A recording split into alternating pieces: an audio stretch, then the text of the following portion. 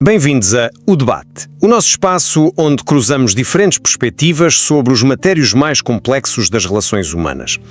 Sabes, quando pensamos num roubo ou numa invasão, imaginamos logo uma fechadura arrombada, uma janela partida na sala. O dano está ali, completamente exposto à luz do dia. Não há qualquer dúvida de que uma violação ocorreu. Pois, há provas concretas.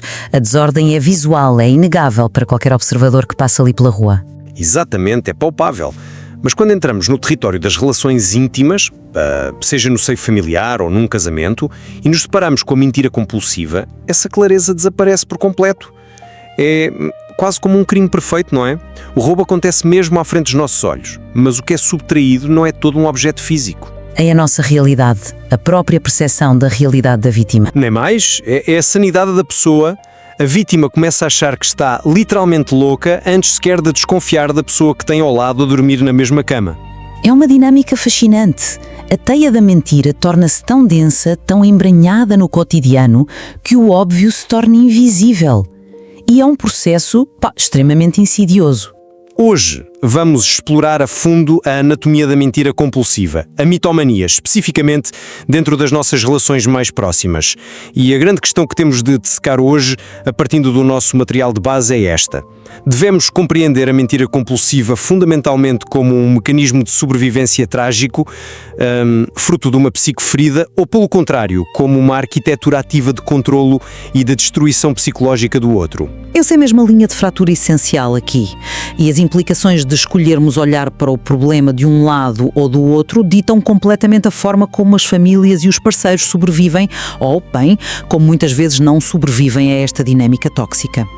Sem dúvida alguma, e é por isso que hoje eu estarei a defender a perspectiva de que a mitomania, por muito devastadora que seja para quem a rodeia, é na sua essência uma estratégia de sobrevivência.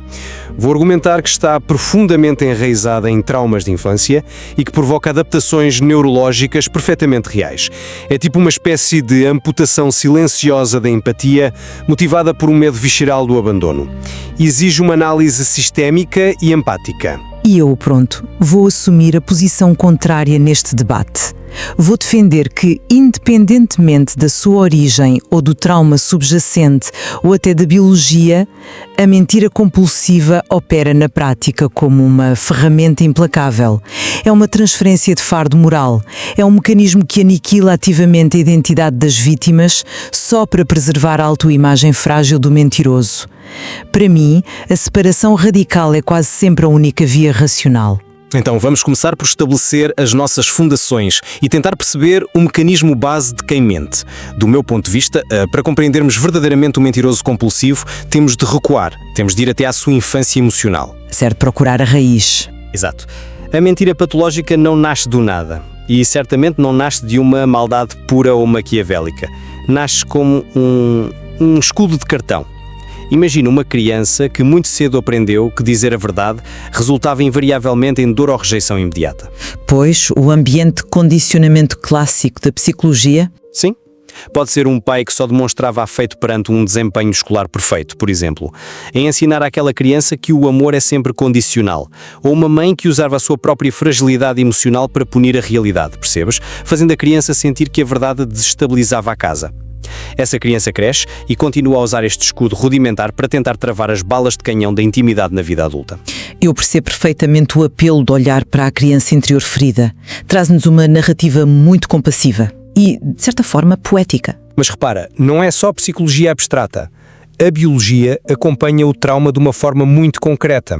E é aqui que a neurociência entra e nos dá uma explicação fenomenal sobre como tudo isto se processa. Quando tu ou eu dizemos uma mentira, o nosso corpo aciona logo um alarme. A nossa amígdala dispara.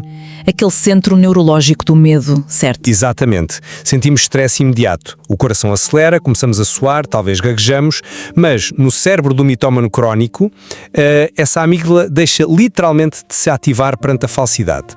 O corpo adapta-se ao longo de anos e anos de condicionamento. O cérebro desligou o alarme de incêndio. Porque o alarme soava tantas vezes que fundiu. E mais, Porque o pavor absoluto da rejeição, o trauma de não ser suficiente, é tão esmagador que a falsa realidade passa a ser a única via possível de sobrevivência emocional. Portanto, não estamos perante um predador frio, mas alguém com um déficit biológico na reação ao medo.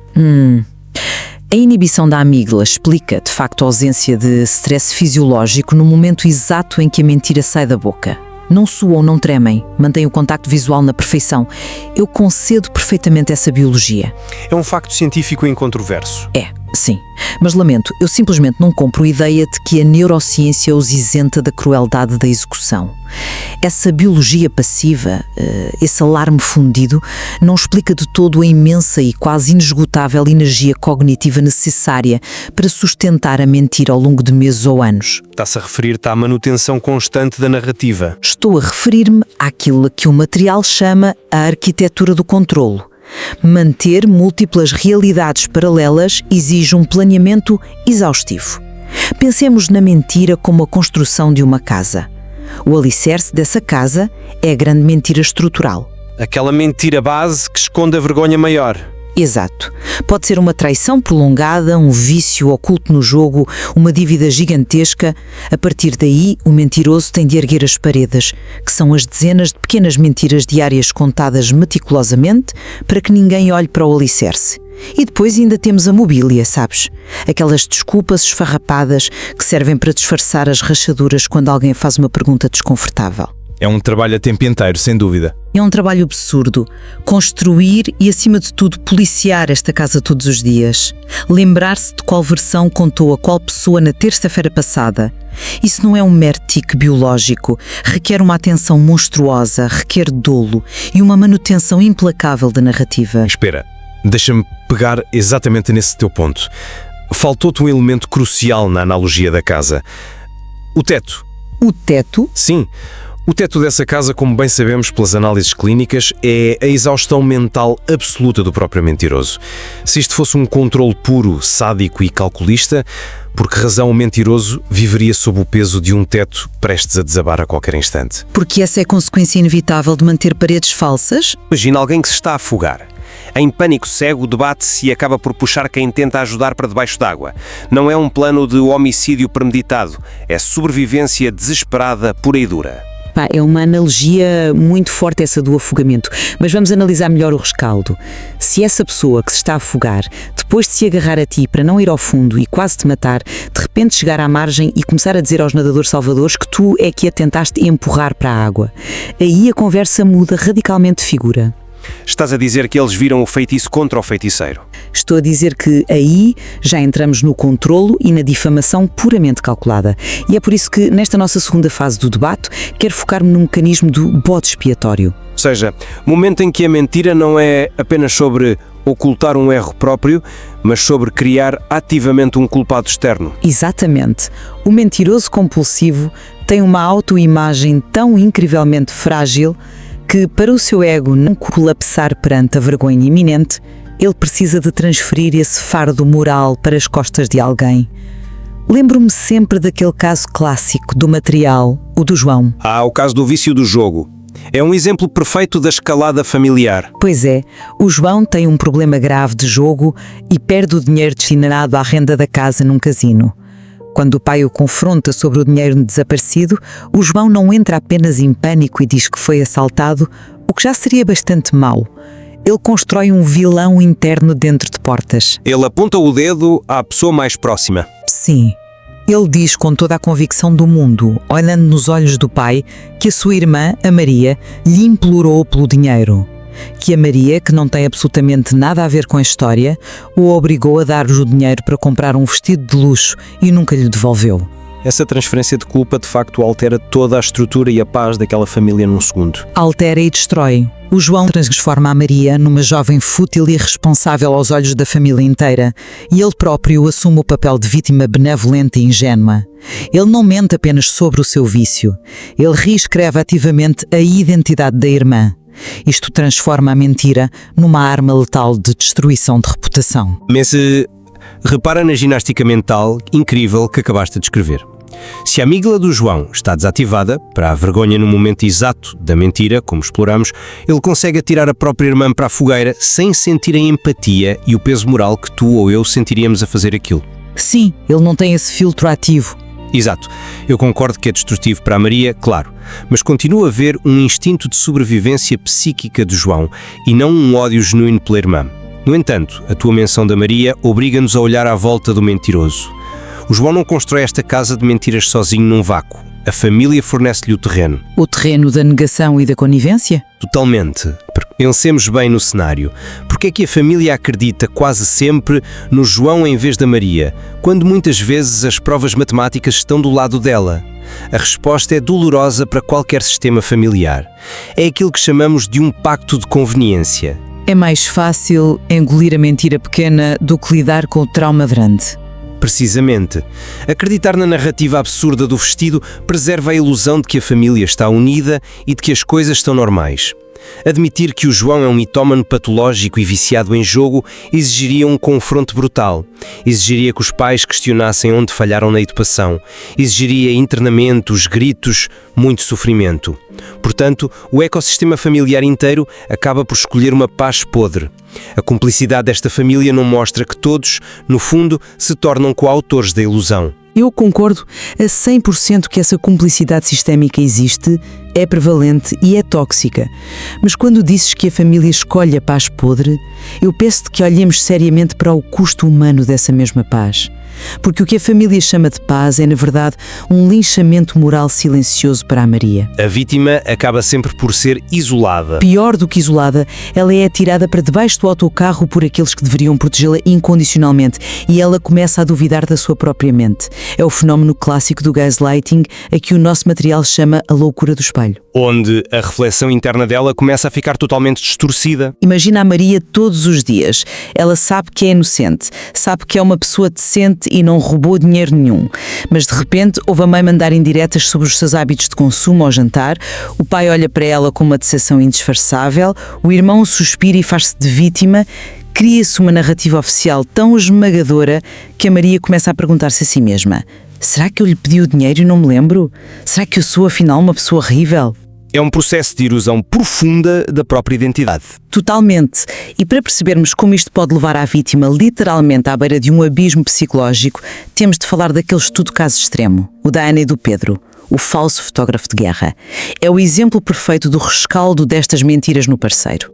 Esse caso é quase cómico na sua premissa inicial, mas profundamente sombrio quando analisamos a realidade do dia-a-dia deles. O Pedro, um tipo que vende películas para telemóveis num quiosque de um centro comercial normal. Exatamente. Um homem que passa a vida inteira no conforto do seu bairro e nunca saiu do país. Mas ele conhece a Ana e seduz esta mulher inteligentíssima inventando uma persona de raiz. Diz que é um intrépido fotojornalista de guerra que esteve no terreno na Síria sob fogo, que tem até cicatrizes de estilhaços nas pernas. E ela apaixona-se perdidamente por este herói sofredor. Apaixona-se, até que, passados uns meses, a ilusão desmorona-se. Ela vai por acaso ao centro comercial e vê-o lá, a trabalhar. O choque de realidades é simplesmente brutal. E é aqui que a dinâmica de casal se torna fascinante para a nossa análise. Porque a Ana não vai embora nesse momento de revelação. A maioria das pessoas diria que era o fim. Pois, mas ela não foge. Quando o confronta, o Pedro chora compulsivamente, ajoelha-se, vitimiza-se, jura a pés juntos que mentiu só porque a amava demasiado e sentiu um terror paralisante de a perder se fosse ele próprio. E a Ana, no auge da sua empatia, perdoa-o. Mas repara, o verdadeiro terror começa a seguir ao perdão. A dúvida instala-se. Mais do que dúvida, a Ana transforma-se numa detetive do amor. Ela fica viciada, quase de forma patológica, em provar a si mesma que não está a ser feita de idiota de novo. A mulher que antes confiava plenamente passa a procurar cheira-pólvora ou inconsistências num vendedor de telemóveis. Passa noites em branco a cruzar as datas que ele disse com registros meteorológicos de Alepo no Google para ver se choveu no dia em que ele disse que tirou uma foto. Isso é a destruição da sanidade a acontecer em tempo real e à frente de um computador. Chega a um ponto inacreditável em que ela tem um documento do Word com 137 páginas, onde cataloga meticulosamente cada contradição dele, cada mentira do passado e do presente. É um teatro do absurdo. Ela perdeu completamente a sua identidade, o seu tempo livre, a sua alegria, para passar a policiar a vida dele. É uma prisão para ambos. É uma tortura psicológica terrível. O trauma do Pedro, por muito válido que seja o medo do abandono dele, não justifica de toda a submissão de outra pessoa a este nível de inferno. Ter de compilar 137 páginas só para ancorar a própria sanidade à realidade. Ninguém merece isso. Certo. E nenhum especialista sério argumentaria que justifica. A dor da Ana é imensa, mas explica o como. Explica como ambos chegaram a esse buraco negro. Se formos intelectualmente honestos e deixando o sofrimento visível da Ana de lado só por um segundo, olha bem para o que o Pedro fez na sua gênese. Uma manipulação tremenda. Mas repare no porquê. Porque é que ele constrói essa fantasia ridícula da Síria? Porque a vida real dele, a vender plásticos 10 horas por dia num quiosque, fazia-o sentir-se tão banal e tão insignificante que ele achou genuinamente que uma mulher fantástica como a Ana nunca olharia duas vezes para ele. Ele criou as cicatrizes falsas da guerra porque o seu cérebro sabotado lhe dizia que só um trauma heroico o tornaria digno de ser amado. É o complexo do mártir romântico. É o pavor do abandono na sua forma mais crua e infantil. Ele tinha a certeza absoluta dentro da sua cabeça doente de que se ela visse o homem real, comum e com defeitos, fugiria a 7 pés. E acabou por conseguir exatamente criar aquilo de que tinha mais medo, mas pelo caminho estilhaçou a paz de espírito e a saúde mental dela, o que nos empurra para a grande terceira questão deste debate. Exato. O que fazer quando o espelho já se estilhaçou? Quando o tal documento do Word já vai em 137 páginas de paranoia e dor? A reconstrução da relação ainda é possível ou a separação definitiva é inevitável? É a decisão que todas estas vítimas enfrentam. Sim, e como eu acredito firmemente, com base na neurobiologia, que a raiz deste comportamento é o trauma profundo e o medo desmedido da rejeição, eu acredito que a reconstrução é possível. Mas requer muito, é incrivelmente difícil, exige do mitómano uma coragem monumental para enfrentar a sua maior fobia.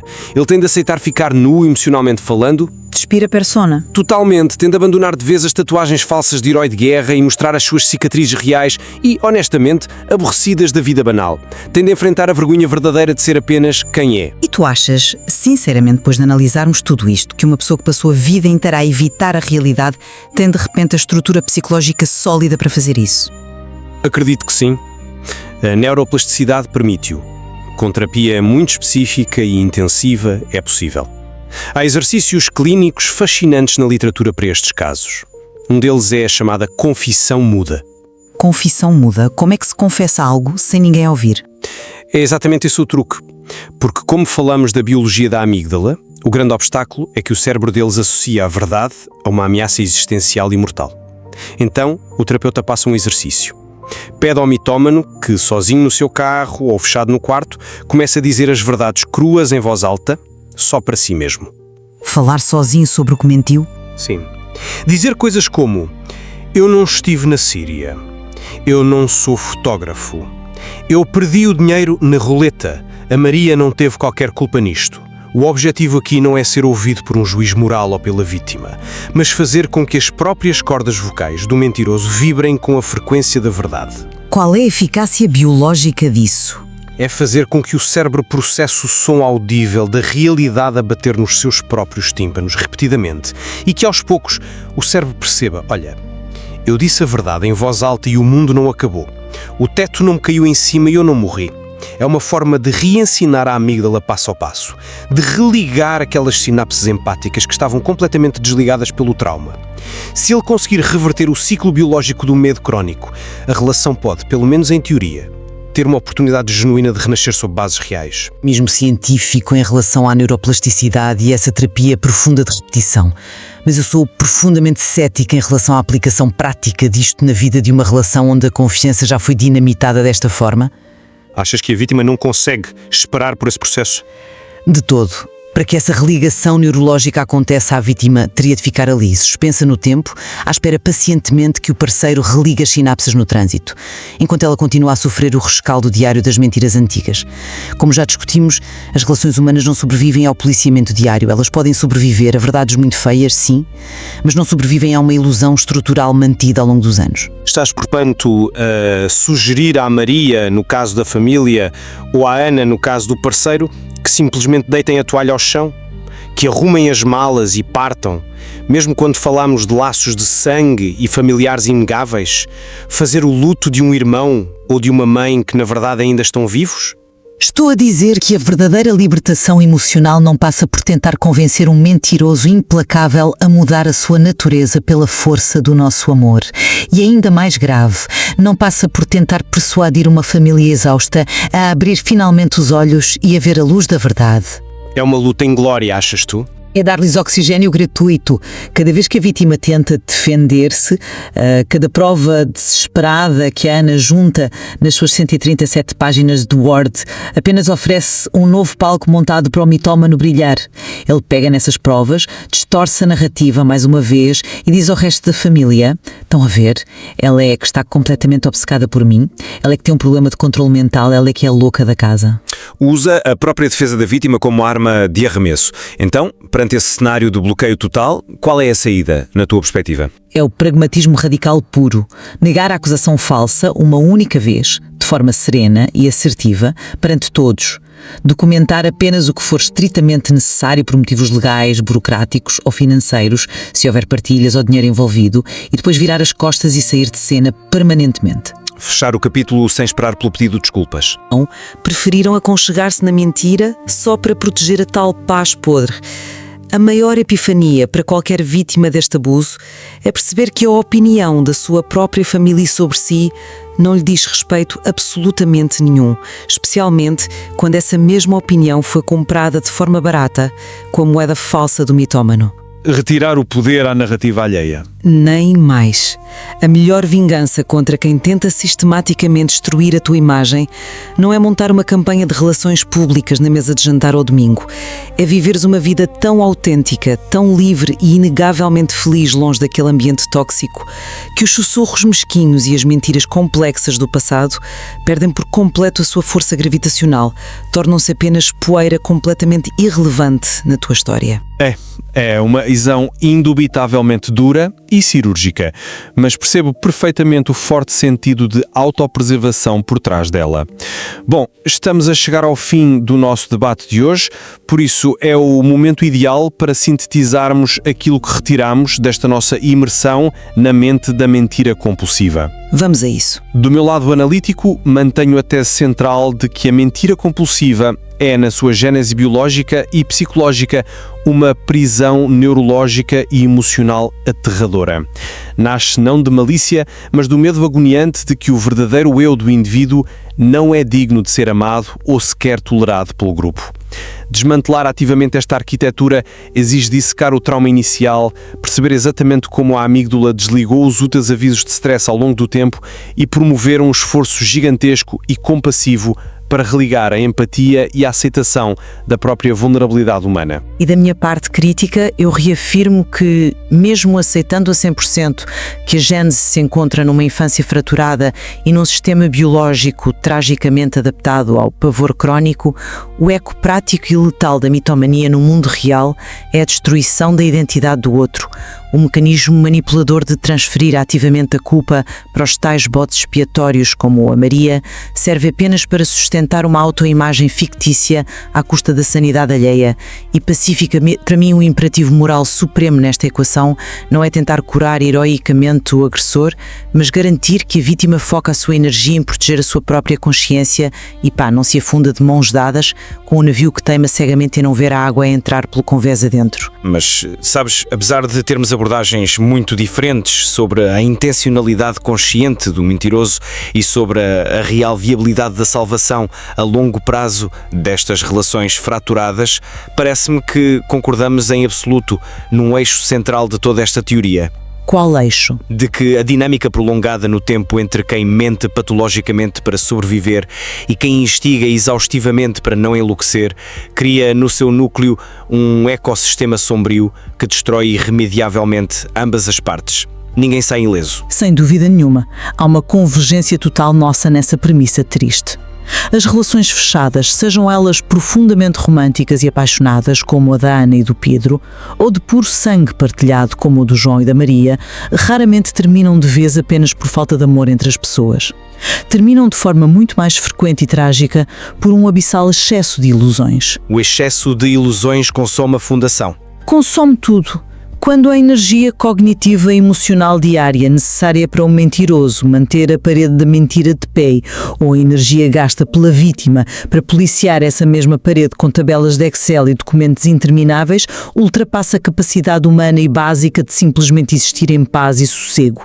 Aí, a relação já acabou há muito tempo. Mesmo que os dois corpos ainda respirem e partilhem em silêncio a mesma sala de jantar. É uma imagem assustadora, mas muito real. E isto leva-nos inevitavelmente a uma introspeção profunda de fecho. As histórias densas que analisamos hoje não falam apenas sobre casos clínicos extremos. Elas levantam questões muito importantes sobre a forma como todos nós, sem exceção, processamos as pequenas narrativas que nos contam diariamente. Exatamente o que deixamos entrar. E mais ainda, as narrativas em que, de forma subtil, escolhemos acreditar cegamente apenas porque nos dão imenso jeito ou porque nos evitam aqueles confrontos dolorosos e difíceis da nossa própria vida perfeitamente normal. É isso mesmo. A mentira elaborada de terceiros, por muito incrível e intrincada que seja a sua arquitetura defensiva, só nos consegue destruir e consumir de forma prolongada se nós lhe fornecermos diariamente o combustível da nossa atenção continuada. O gaslighting passivo só funciona, só ganha raízes no nosso cérebro se permitirmos que as pequenas falhas de confiança e as dúvidas do nosso espelho interior reflitam fielmente a imagem distorcida que o outro tanto deseja projetar. E assim, de forma cíclica, voltamos ao quarto escuro e desconfortável das nossas mentes. Ou como tu disseste e bem, à tal casa virtual construída sobre alicerces frágeis de mentiras que têm de ser defendidas com garras. A casa de cartas prestes a ruir. Pois. E quando, subitamente num dia qualquer, nos apercebemos de que o chão que pisamos não é de pedra firme e antiga, mas sim feito de palavras vazias e várias versões alternadas e caóticas da realidade, aí, meus caros, somos confrontados com uma escolha absolutamente inevitável. A escolha mais dura de todas. Exato. Continuamos a comprar mobília nova, colorida e desculpas esfarrapadas para tentar disfarçar a todo o custo o chão que range intensamente a cada passo que damos. Ou temos finalmente a bravura e a coragem moral de agarrar na maçaneta, abrir de par em par a porta da rua e sair em passo firme para a claridade, mesmo sabendo perfeitamente que a luz pura e inegável da verdade nos vai cegar e arder nos olhos nos primeiros instantes. É uma escolha dolorosamente individual. Ninguém a pode fazer por ti. E nós deixamos orgulhosamente essa mesma questão em aberto para a vossa própria reflexão privada em casa. Que a vossa própria consciência limpa e a vossa intuição bem afinada continuem sempre a ser o único eco que define quem realmente são perante o mundo. Muito obrigado por estarem connosco. Até à próxima em O Debate.